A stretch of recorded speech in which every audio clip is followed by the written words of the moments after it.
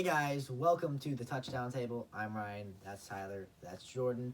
And in this video, we're just going to talk about two main topics. Our first topic, we are each going to pick a team that we think could be a sleeper team and surprise some people in the 2019 NFL season.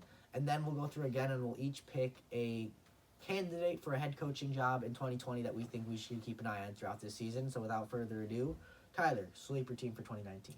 All right, to get us started, I'm going to start off with the Washington Redskins. Now, the reason I'm choosing this team is pretty simple, and one main reason is because of their first round acquisition, Dwayne Haskins. Now, I could talk about Dwayne Haskins for a while. So much talent on that level, but there's more to it. The main reason, like I said, that I'm choosing them is Dwayne Haskins. I'm going to talk about him just a little bit longer, then I'll get to the rest of the team. The only problem I have with Dwayne Haskins is his study abilities. He needs to learn the offense a little more. He had trouble doing that in college. We're going to see if he's going to be able to do it with the Redskins. But that's really my only main problem with Dwayne Haskins. Otherwise, they got a solid team around him. Jake Gruden knows what he's doing. He's been coaching this team for a while.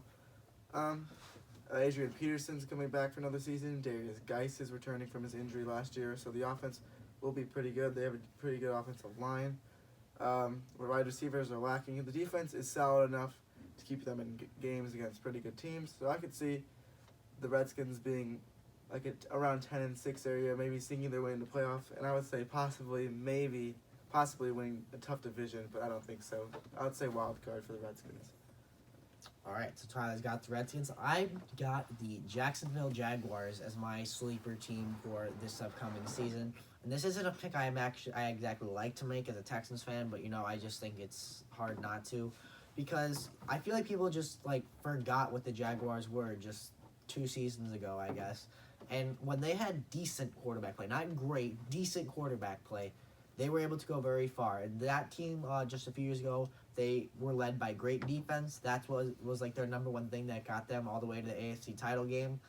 I mean, really that was it. And then you bring in that defense from that time is mostly still intact. Then you add first-round pick Josh Allen to that defensive line, and then you add a proven winner in Nick Foles at quarterback.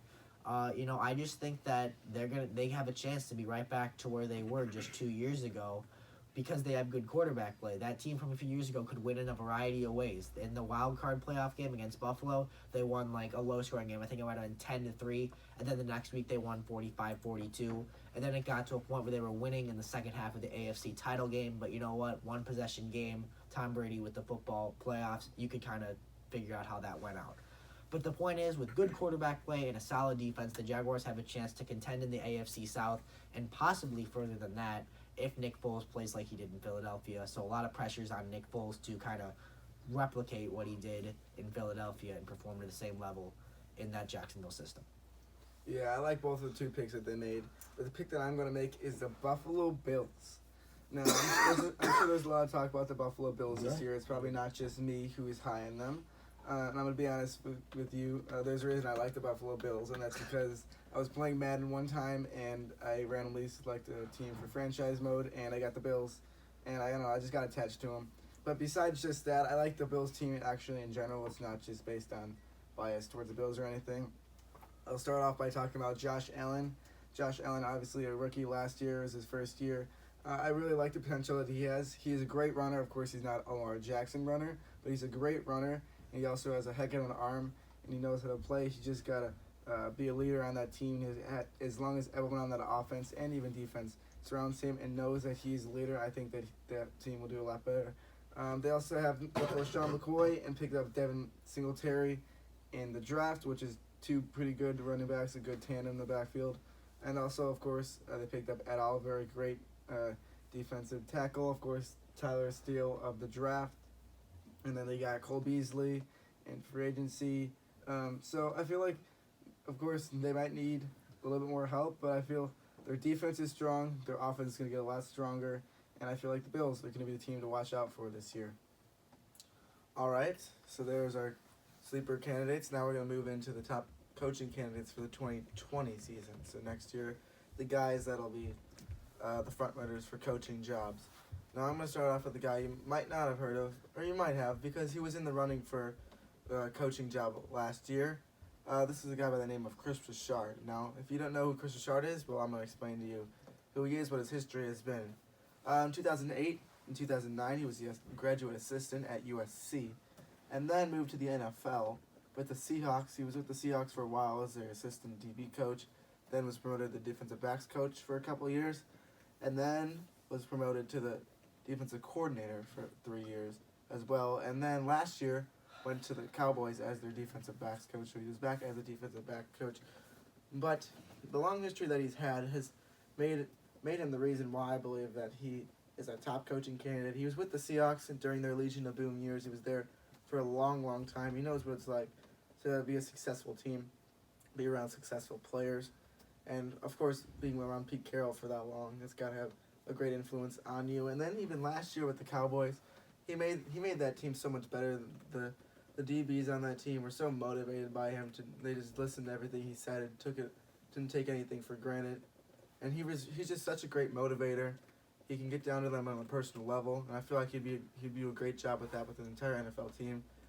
Great coaching candidate for 2020 in Chris Richard. All right, so Tyler's got Chris Richard. I've got a guy that these guys clearly both know because they're Bears fans. Chuck Pagano. He's the new defensive coordinator for the Bears. There's really two main reasons why I think he's going to be attractive to GMs and owners when it comes time to fill coaching vacancies for 2020. And mainly because, one, he has proven success as a head coach, which is key. He had a lot of good years with the Colts when Andrew Luck was healthy as a head coach. They made some deep playoff runs, proven winner as a head coach. And then mainly what I think is going to happen, I think that the Bears are going to have a good year on defense as they did last year, and then they're going to say, well, who's running that thing? And then they're going to see Chuck Pagano, and then they're going to say, hey, you ran that defense pretty well. We're a defensive-minded team, so why don't you come coach us? So I really think that his success as a head coach and his success as a defensive coordinator, which I think will happen, we don't know if that's going to happen, but I think it will be very attractive to teams looking to fill head coaches, and especially teams that are defensive-minded when it comes time January and February, when it comes time to fill those head coaching vacancies. Mm-hmm. And I'm going to go with kind of an obvious one here, and this is the Patriots offense coordinator, Josh McDaniels. Now, of course, we all know what happened with the Colts, and obviously Josh McDaniels had agreed to be their head coach, but he pulled out of the deal at the last second, making Frank Reich become a new coach, and obviously that went well for the Colts, so congratulations to them. I'm a big fan of Frank Reich. But I feel like Josh McDaniels is just bound to be a head coach soon. Of course, he did have his time in Denver, and that I did not go the greatest for him, but I feel like he's learned so much more under a great offense in the Patriots.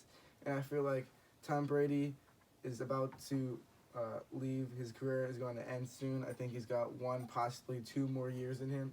But I feel like if he leaves after this year, Josh McDaniels is going to have no reason to stay. He's going to get his own job. He's going to try to get more money and raise his own team and be his own head coach. And I think he'd enjoy that a lot more than being an offense coordinator. So I feel like Josh McDaniels is a team that a lot of people will like, and he is someone that is ready to go be a head coach. That's why Josh McDaniels is my number 1 prospect to be the next head coach. Wait, I just got one quick question. Can I ask him? Yeah. So you think this could be Tom Brady's last year? I think it could be Tom Brady's last year. Why? I mean, he is getting old, and of course, I know his workouts are insane. I follow him on Instagram and all that stuff. He stays healthy all the time, but I feel like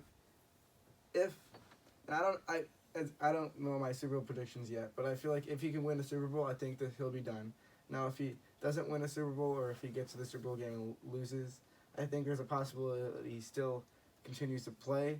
I just don't know. We'll see after this year how much his body hurts. Obviously, he's a great player. He keeps himself in shape, and I give him 100% credit for that. And I really do hope that he stays for at least another year after this one, because he is one of my favorite players, whether you like that or not, if you like him or not. But I just feel like it's almost his time to go, and we'll see when it comes. But either way, I think that Josh McDaniels is going to get a head coaching job either after this offseason or the next one. And I like the Josh McDaniels pick. I think he's a great a great coaching candidate. However, I think he's just going to wait until Bill Belichick's gone and take that spot. So I don't think Bill Belichick's going to leave I agree with that. anytime soon, or sometime within the next 5 years, he'll probably be gone. But I think once Would that mean Bill he's Belichick's gone. he's their head coach though? that that means would that be- Josh McDaniels is going to take Okay, the head that makes coaching sense. job once Okay. Bill Belichick is Yeah. gone. And who knows? It could be next year, but we'll see. Maybe Josh McDaniels decides to go somewhere else, but he does have the attributes to be a coaching candidate. All right, you guys got anything else before we hit the outro here? No. All right, so there it was, perfectly synced. No, so let's just want to thank you guys for watching the video. Thank That you. was our sleeper picks for 2020 and our coaching candidates for 2020. I hope you guys enjoyed. We will see you guys later. Have a wonderful rest of your day, peeps.